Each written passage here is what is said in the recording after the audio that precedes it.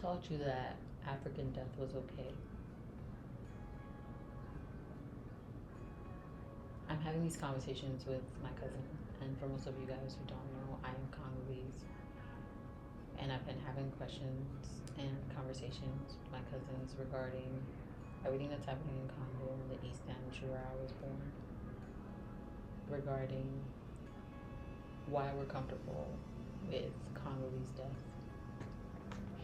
I often think of the commercials that come on TV that beg you for money with African children who are bone hungry, starving, and begging you for any help.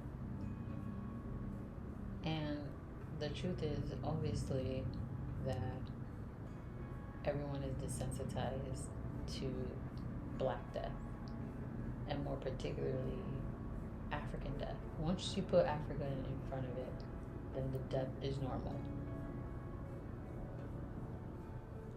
There are conflicts happening in Sudan and in Congo right now. There are conflicts happening in many parts of Africa, even Kenya, that will never get the full force of support that places like Palestine get. These are wars that have been happening for years, and often they get called down as civil war, right? And external powers refuse to intercede. And every single time that there is an issue within an African nation, it's always called civil war. But the truth is, the West thinks there's nothing civil about Africa. Actually, they view war as its norm. As a Congolese, I think I've become tired of begging for sympathy. Who taught you that death in Africa was normal?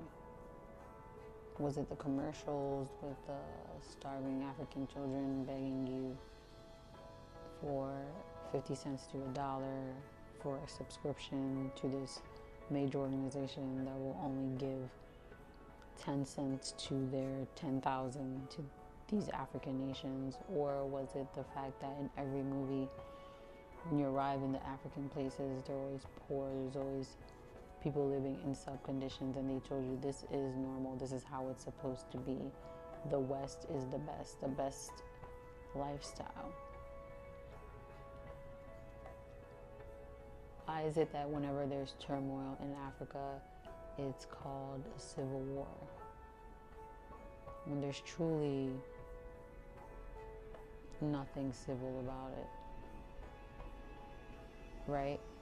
Or even more so, I don't even think that the West believes in the fact that Africans can be civil. It's because of that that they pump guns, pump these things, send their companies to drain Africa of its resources, drain Africa of its mines, and leave Africa the way it is.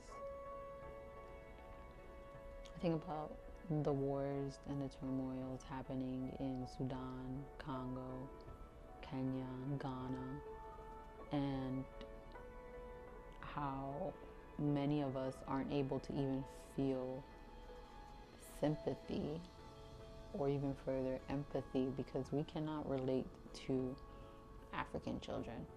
We see them as others, and we often can't find a space to feel sorry for them because their circumstances are normal. That's how it's supposed to be. And no one would ever utter that, but that's how we claim it. And I wonder if you would ever consider or think that the reason we're able to shoot in these cameras or get on these laptops and post these videos, these little luxuries that we're able to do, is what keeps the balance. You get to post your video on YouTube a kid in Congo has to die. That's the equivalence. It doesn't have to be that way, but that's how we keep it, right? Comfort and convenience for us, death for the others, because they're not really us. They're not really as human-like, because they're not as civil. And you know, Congo will never get the same sympathy, empathy as Palestine, because it's Africa. Sudan will never get that either. And it's only until these indigenous groups of people have vanished that the West will turn and say, we could have done something. What can we do now? The thing is, you did do something. You drained them. You killed them by watching.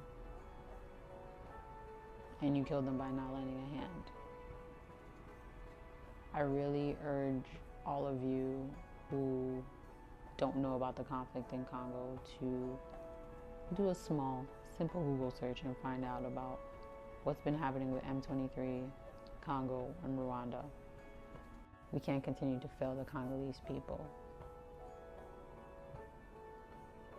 whilst also benefiting off of them. And this is coming from Magali, your local Congolese girl.